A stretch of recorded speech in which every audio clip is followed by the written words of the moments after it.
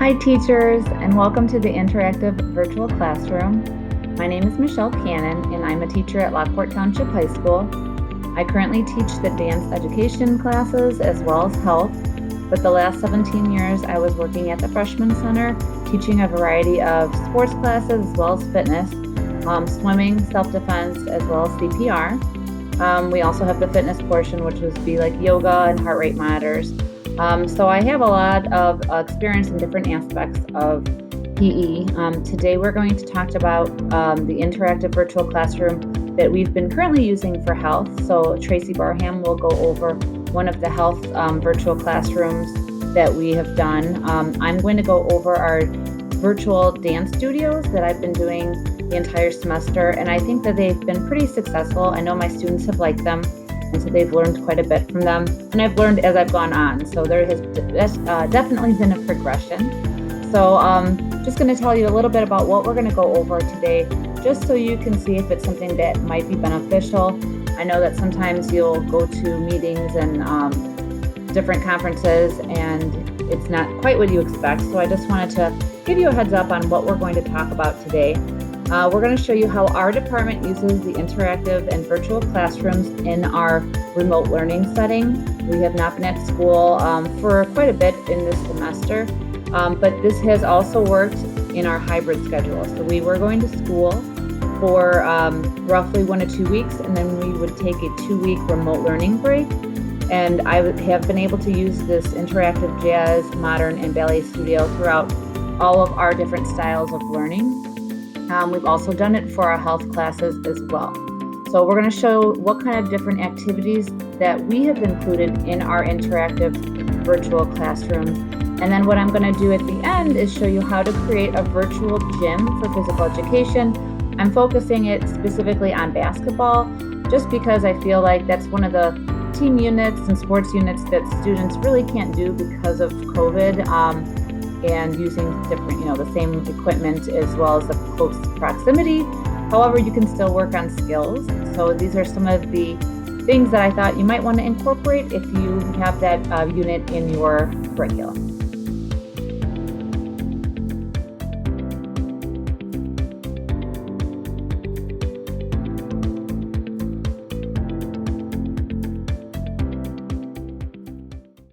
Hi, my name is Tracy Barham, and welcome to my virtual classroom. I teach at Lockport Township High School, and this is my 15th year there. I teach regular ed health, and I also have honors health.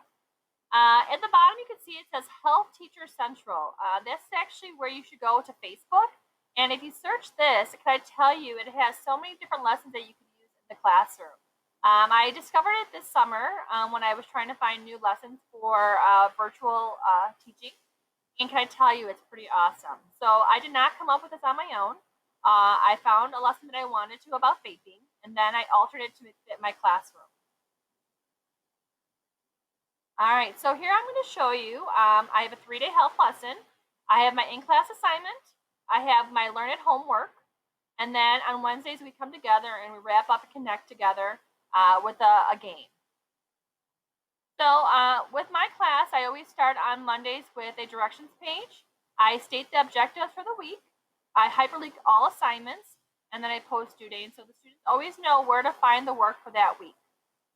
All right, so we are going to learn about vaping. So the week prior, we learned about tobacco and the dangers. And then starting on Monday, what we did was we learned about vaping. So I will teach in person lesson 1 and lesson 2. And then the students that are at home, they're going to be doing lesson 3 and 4, and they have an assignment that they're going to be able to complete. So I'm just going to show you my cafe. Now for my cafe, I did not make this myself. I found it and then I altered it. That's what I like to do. So lesson 1, they had a different lesson on there, but I ended up putting in a PowerPoint that I wanted to use instead, so I just changed it up a little bit. All right, so I have my PowerPoint. We learned about the dangers of vaping, videos. It's very interactive. The students are able to talk with me while we do the PowerPoint presentation. All right, after that, they're able to click around and see some really cool stuff. So you can just click around and see the health impacts of e-cigarettes. You can read an article. You can even do an article review if you'd like. All right, so we did that for lesson 1. All right, And you can click on all these things. So lesson 3 is what we're going to do is a social media campaign. So this is their assignment. So I made it very simple. I'm just going to show you what it's all about. So the first thing they have to do is create a true description of an e-cigarette, which will help you develop a short social media campaign, warning third grade students of the dangers of vaping and benefits of being e-cigarette free.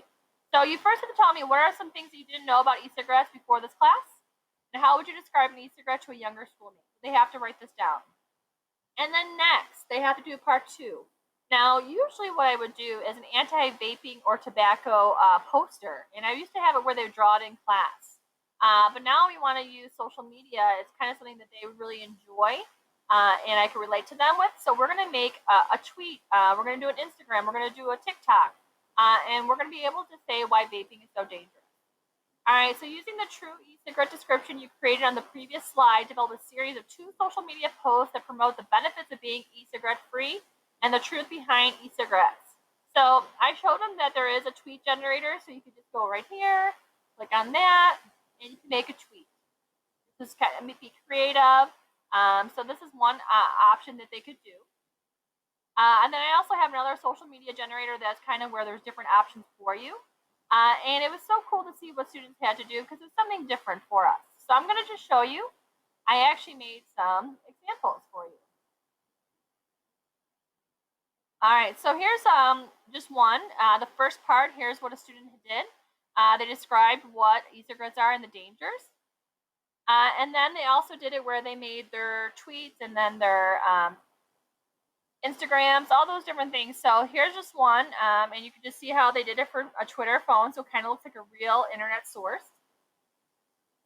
And then I wanted to show you this one. This was awesome. Real quick.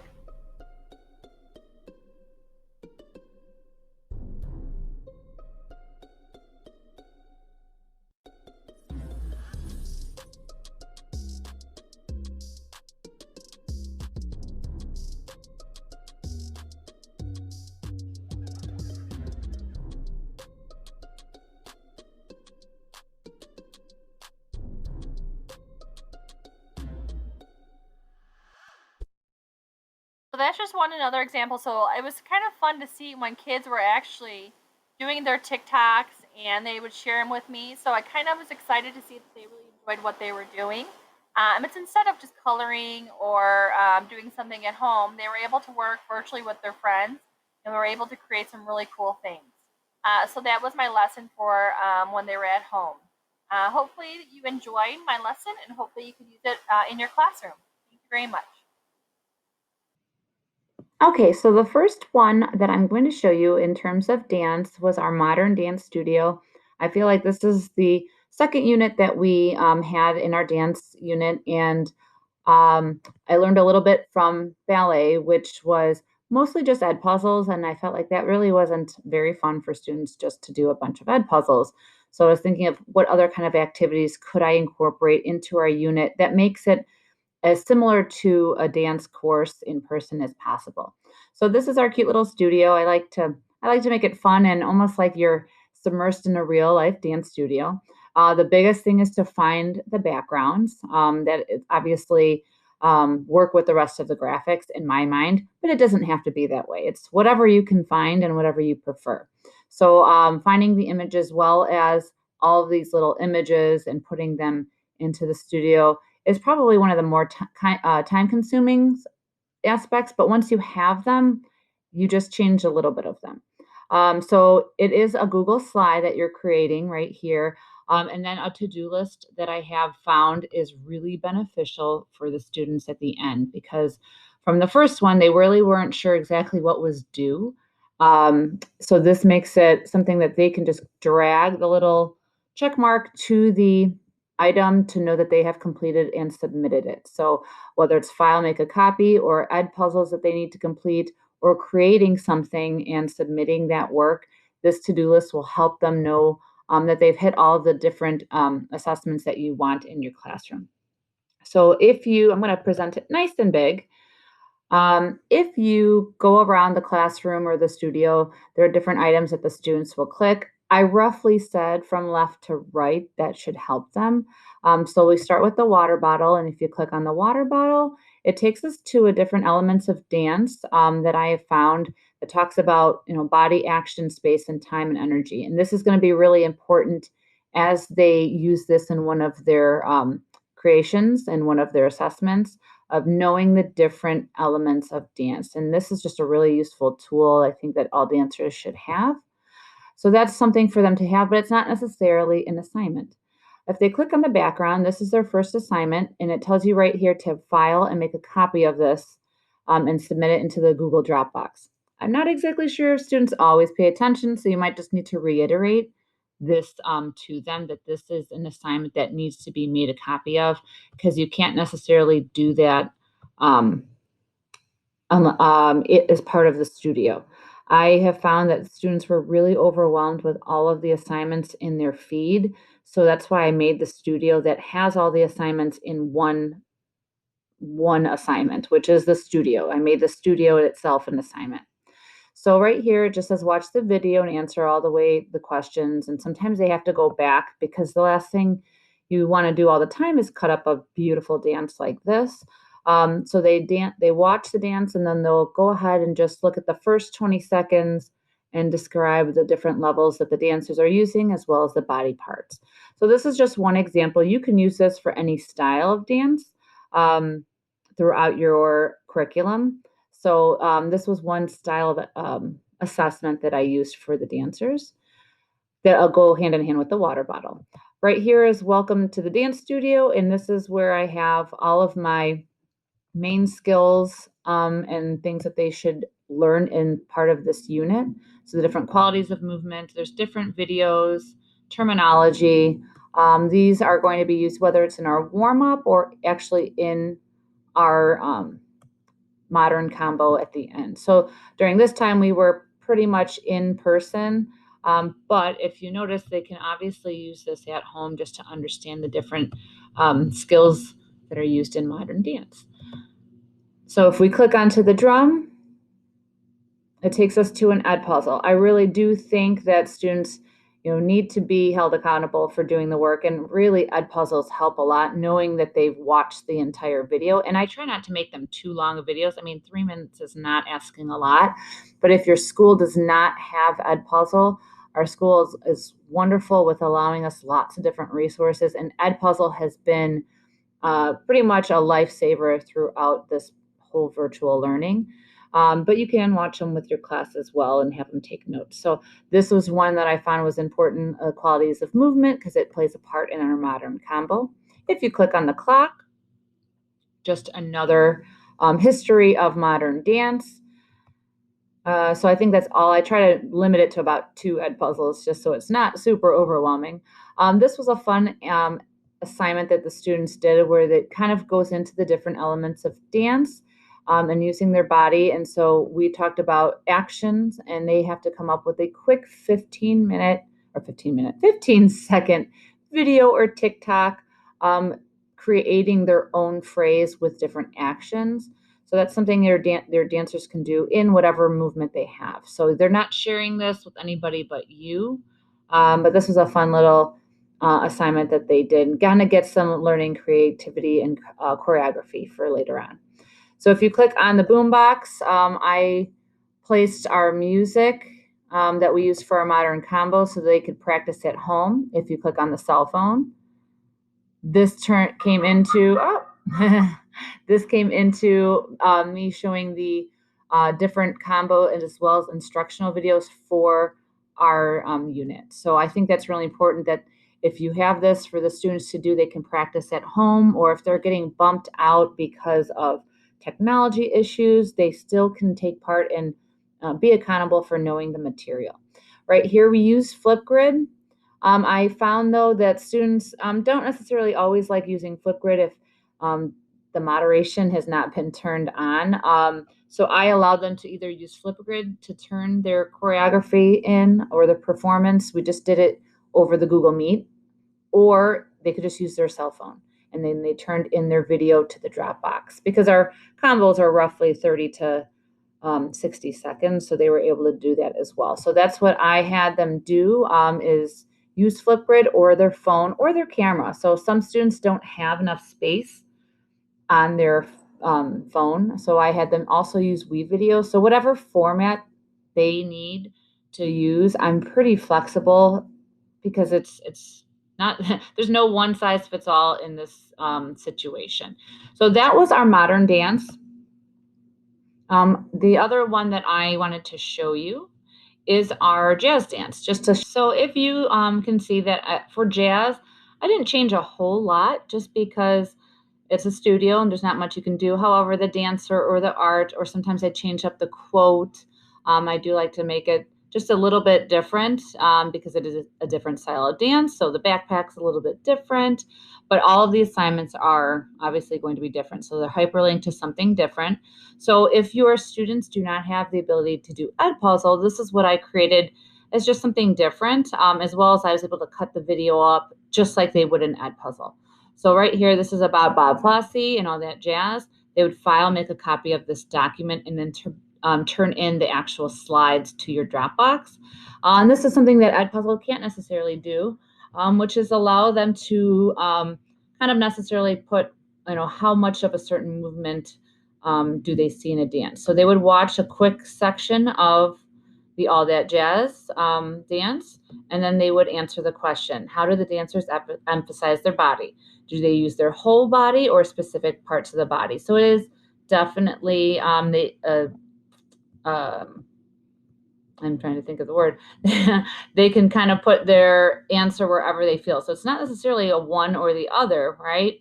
That they can pick for each of these questions. I'll put this back so that doesn't mess up when I finally make a copy.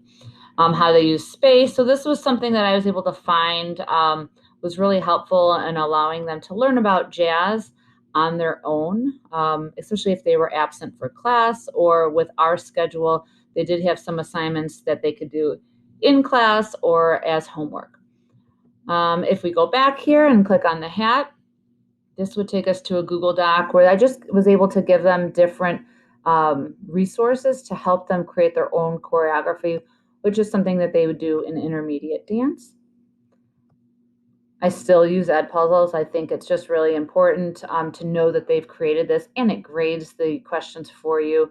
So there's so many different resources already done for you in Edpuzzle, which don't reinvent the wheel if you don't have to.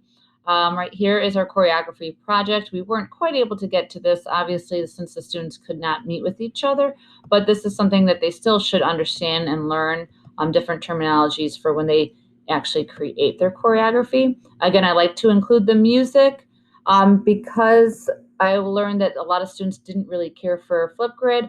I gave them options as how to create their dance jazz performance and show me that they learn the combo. So they can use their Crammer, their TikTok, or Flipgrid. I'm giving them lots of different options. So that was something that we did right here in our jazz dance studio. So I do have a more generalized version on Teachers Pay Teachers, because obviously my resources that I have here, you can't use my Flipgrid or my Edpuzzles. So that's where it gets a little bit difficult. I wish I could share this with everybody, but again, you couldn't access these resources. So if you reach out to me, I'm more than happy to help you or share that resource with you so you don't have to reinvent the wheel, and hopefully save some of your sanity. Show you a different way of doing things as well. Is that we are going to go teach you how to use and create your own. So again, I'm teaching dance and health, so I have lots of those resources. I think it's hard for the sports units that really truly don't get the option to carry on their normal curriculum. So let me go to Google Drive, where I kind of started just a blank Google slide.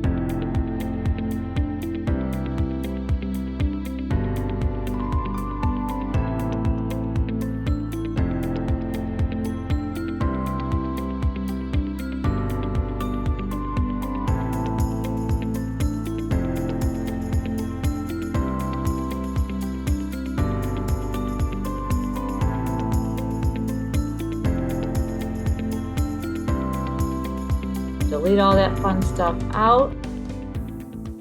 And then you're going to first want to include a background. So if you go to Google and just search basketball court background for images, Again, like I said, just finding all these images is probably going to be the most work. You can use real life images as if you want. I don't know why I prefer using the more animated ones, but that's what I've done. Just sometimes finding the art for your actual virtual space is the hardest part. So right here, I found this one. I think it's kind of cute. I'm going to copy that image and I'm going to paste it into my Google slide. Sometimes it doesn't fit, so you got to get creative. It's tiny, so I got to stretch it out, make it a little bit bigger. So this is, again, where all the time kind of is spent. But you know what? You get to have it all the time, and it's a great resource if students are injured. So that's why I try to validate all the extra work that we're putting in, is because my injured students can use this and do some of the assignments here. So here's the background, and then what I need to do is find the little items that are going to make this interactive.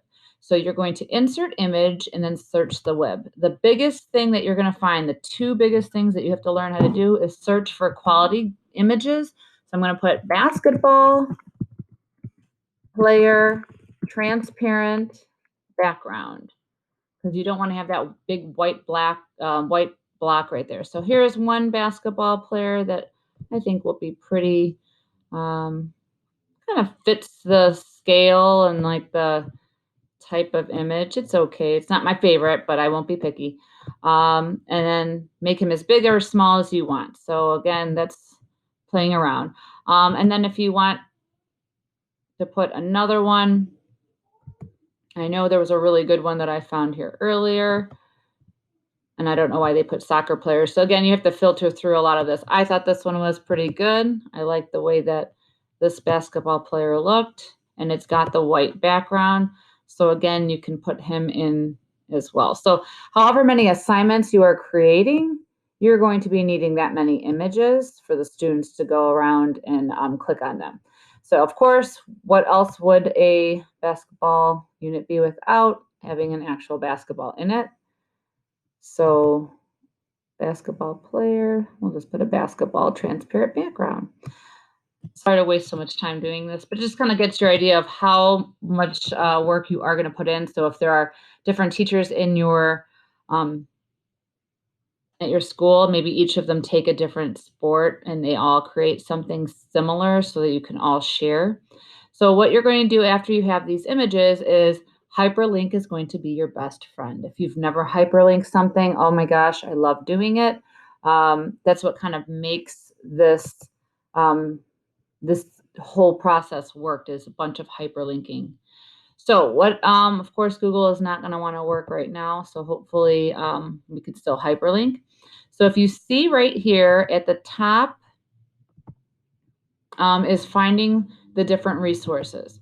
So I found this really fun basketball guy, PE at home, and he gives you a bunch of different skills that you can do that involve a sock and like baskets or your laundry basket, and playing that way and still working on the different skills that needed for a proper jump shot, as well as he might want to have one on layups or something like that. So I just thought this was easy, and they're really quick videos. So the students, they're almost like minute to win it games. So you can either copy and paste that link, or similar to one of the things that I have done in my jazz unit is I created a skills checklist for the students to practice at home. So for jazz skills, I gave them 4 different skill videos from YouTube, and they had to practice and rate themselves. So I'll show you what it looks like in terms of basketball. I called it I Got Skills with a Z because, you know, that's really cool. Everyone uses Z's instead of it. So right here is the I Got Skills practice and self-grading assignment. That's one of the standards, is students have to learn how to self-assess. So this is something they can do at home. So right here, I hyperlinked. Again, you're going to love your hyperlink. You type a word in, or you can even hyperlink a picture, which is what the whole interactive studio is. And this little link, this little chain, is the hyperlink button. So after I type my word out, I highlight it, I click my little hyperlink button, and that's where I learn how to paste the link to that YouTube video. So what the student is going to do is they're going to watch this video and then they're going to self-assess themselves. I'm really great at this skill. I'm pretty good, or I'm okay. All right. You can put I'm developing. You can put any word that you want to fit in here, and it would just be put a little X here, and that is they're grading themselves right here. What else you can also do is have it be a continual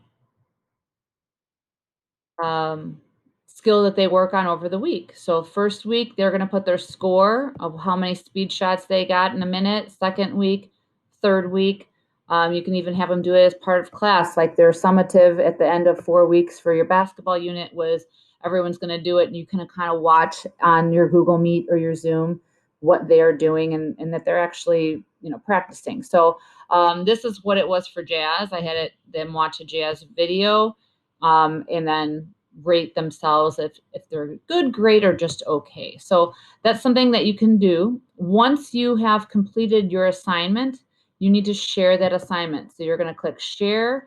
In case you don't remember, hopefully you've probably been practicing this, is you need to change the settings so that your students can access this document.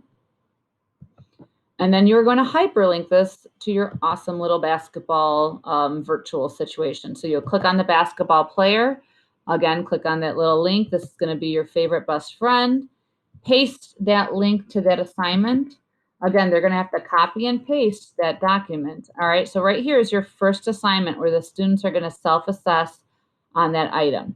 Another thing that I found right here that was useful, of course, is Edpuzzle. Edpuzzle had really cool basketball highlights.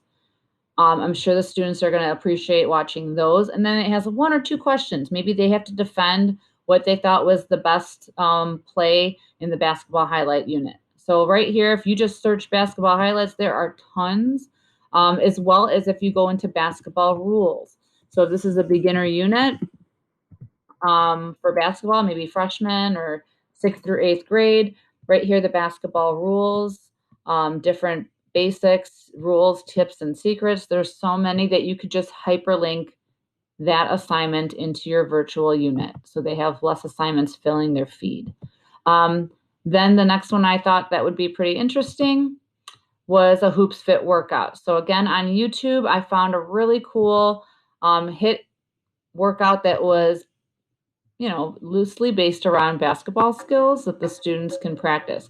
Maybe they don't have a basketball, come up with something else. I told you that gentleman used a sock, and he was able to do that. So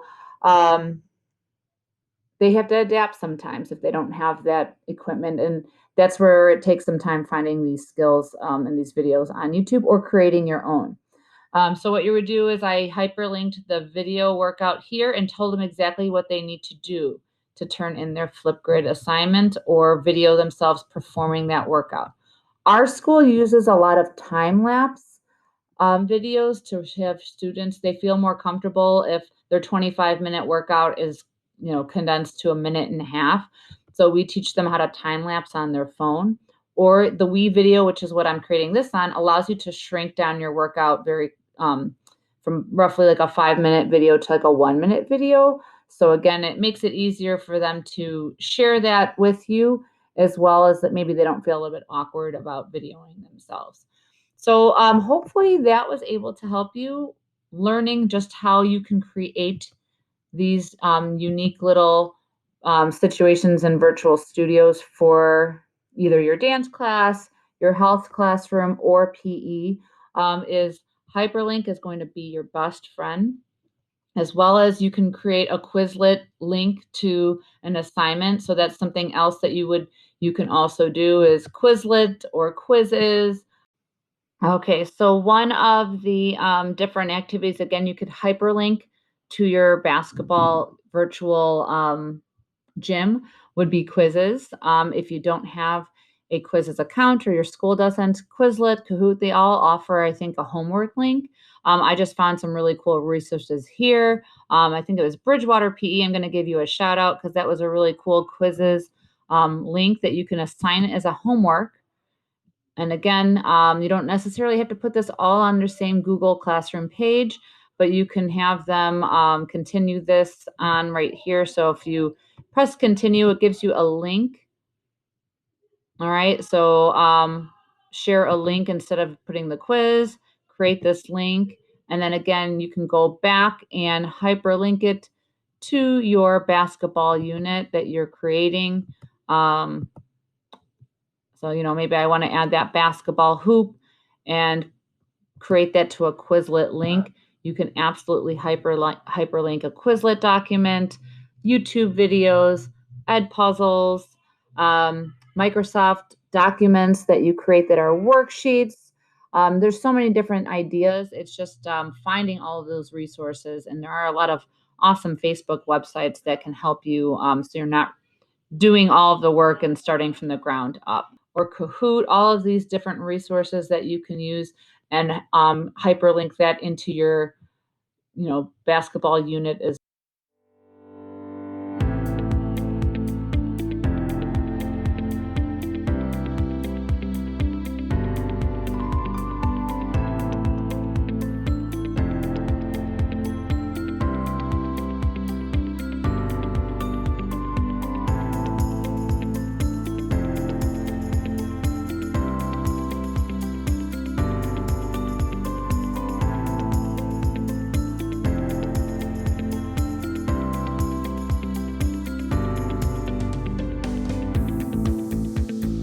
If you need anything at all, my name is Michelle Cannon again.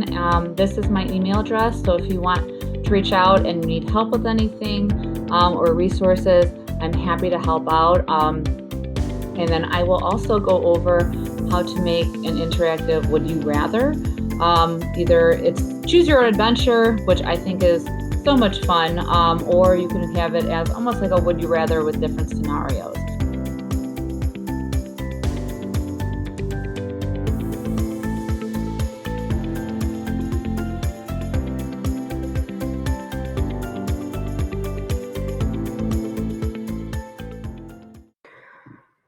Okay, so one of the things that I created, actually I adapted this from somebody else's PowerPoint and easily figured out how to do a choose your own adventure. So I don't know if you remember when you were growing up, one of my favorite types of books was choose your own adventure. You'd make a choice and then you would immediately regret it and then go back to the previous page. You can do that with this choose your adventure. So this is something that I kind of adapted from Tracy Barham's Choose Your Own Adventure. And I created this one. It has lots of different scenarios for the students to choose. I feel it's very real life in terms of whether or not to drink alcohol. So this is the starting point, and they actually present it themselves. They click on, and this is the different instructions that they're going to have. So remember, we talked about hyperlinking is our best friend. All of these different symbols are hyperlinked. So it looks kind of like this. They would click on the start button with their cursor and then has a question here. You're getting ready to head out for the night with friends. Do you get dinner with your friends or hit up a party? They would click on their choice and it gives them 3 options, just kind of like a regular night would be. There are tons of people, no parents, some older siblings and seniors. What do you choose to do? So maybe you call for a ride home. And it says you made a good choice because I still want those students to learn about the effects of alcohol. They're going to have different options that they can learn. All right. And still their choices kind of never end. So right here, this link would take them to a quick video that teaches about the effects of alcohol. And this would be an assignment that they would actually need to complete for the class. So I told them to try different scenarios and different choices so they can see that they might make the right choice this time, but maybe a friend makes a poor choice and how that can affect their friend's livelihood. So in order to create this assignment, you're going to do so how we make a choose your own adventure. I'm going to show you how this one was created. Again, I adapted this from something I found online, but it was definitely aimed towards a college student, and I wanted this to be aimed at a sophomore level student, possibly junior level, but definitely high school. So we have the first slide here that starts our adventure. And basically what you're going to do is this is going to be hyperlinked to the following slide. So that's how you create a do your own adventure or anything else that you want to hyperlink within that same PowerPoint presentation. Even those Jeopardy games that you find online are basically hyperlinked to slides within your PowerPoint. So this one would hyperlink to slide 4, which is Get Dinner with Friends, and then that slide is entitled Get Dinner, which is right here. So in order to hyperlink a slide, it's really easy. You just go to the top, just like the internet address, the HTTP, and you would highlight it, right click where you could copy it, and then that would be your hyperlink, and you would just click here. And again, our favorite little button, the little chain at the top, you would hyperlink it to that slide. And that would be how you would basically create a choose your own adventure. It does get a little confusing the more adventure and choices that you have. So keep in mind that you kind of maybe want to start with one slide, and sometimes they often lead to the same slide anyways. So some of those same choices, you can use the same slide for multiple choices. But if you noticed here, I ended up having to do over 20 slides just because I gave them multiple choices. But again, this is a hyperlinked document, lots and lots of hyperlinks. A lot of them are the same hyperlinks. So don't go too crazy because you want it to work. And then I would often suggest trying it out or have somebody else try it out as well, because sometimes when you're working on something so many times, you don't realize the mistakes that you find in there, but you definitely have to practice it. I have to say the students really enjoy this because they like having choices. It's almost like a little interactive video game that they can keep trying different choices and see how it pans out. And they're still learning. So all of these different hyperlinked buttons take them to videos, quizzes about alcohol, and then just a little factor worksheet that has to do with alcohol. So here's an alcohol quiz as well. Without necessarily making this whole thing an assignment, I made a quick Google Doc that links up that just asks questions about what was the choice that they made, what was another choice that they made, and how did that end up panning out for them. And they said they really enjoyed this activity. So it might be a lot of work on your part, but the great thing about this is you're going to use this for many years to come. So a lot of upfront loading of all the work, but this was a really fun activity that they can use.